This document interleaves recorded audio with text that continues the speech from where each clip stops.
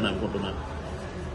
ఇక అప్పుడు వారికి రమణ గారు చెప్పడం జరిగింది, ఇది అయిపోయిన తర్వాత నేను ప్రెస్కి 2 మాటలు మాట్లాడుకోవాలి, ఒకవేళ ఎవరన్నా అడిగితే నేను చెప్పాల్సి వస్తుంది కనుక నేనే ప్రిపేర్ అయితే కరెక్ట్ అని చెప్పాలనుకున్నా. రాజీనామా చేస్తున్నానని చెప్పిన బీజేపీలో ఇక నాకు ఎలాంటి సంబంధం లేదు, మెంబర్షిప్తో సహా అన్నిటినిగా కూడా నేను అన్నిటికీ రాజీనామా చేస్తున్నాను. నాతోటి పోవాలని చూశారు. బీజేపీ ఏ పార్టీ అయినా నా పార్టీ గెలవాలని చూస్తుంది, కానీ బీజేపీ ఓడిపోవాలి అని చూసే పార్టీని ఈ పార్టీనే చూస్తున్నాను, ఈ లీడర్లనే చూస్తున్నాను.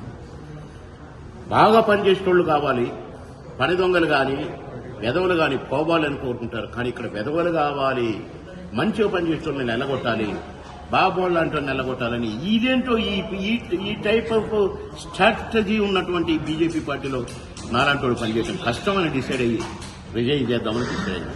అంటే మీరు గతంలో ఇక్కడే ఈ స్టేజ్ మీద కూర్చొని గతంలో కూడా చెప్పారు, మీరు ఆరోపణలు చేశారు, మరి అప్పుడే రాజీనామా చేయకుండా ఇప్పుడే ఎందుకు చేశారు సార్? పార్టీ బ్రతిమలాడింది కదా, ఇంకా అలాంటివి ఏం జరగవు అన్నది కదా. నేను ఏ ఆరోపణలు చేయలేదు బ్రదర్, పోటీ చేయట్లేదు, ఎమ్మెల్యేగా పోటీ చేయను, నాకు టికెట్ వద్దు, ఎవరికన్నా ఇచ్చుకోండి, మా అబ్బాయికి ఇచ్చుకుంటారా, ఎల్లయ్యకి ఇచ్చుకుంటారా, పుల్లయ్యకి ఇచ్చుకుంటారా, సేమ్ లాంగ్వేజ్ మాట్లాడాను. బాబు మన భాషలో తప్పులుండవు బ్రదర్, ఒకటి చెప్పి ఇంకొకటి మాట్లాడటం ఉండదు బ్రదర్. అప్పుడు నేను ఎవరి మీద ఏ ఆరోపణలు చేయలే.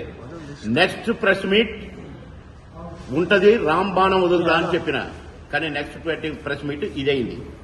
ఇప్పుడు వదిలినా వేరే పార్టీలో ఇంకేం అనుకోలేదు కదా.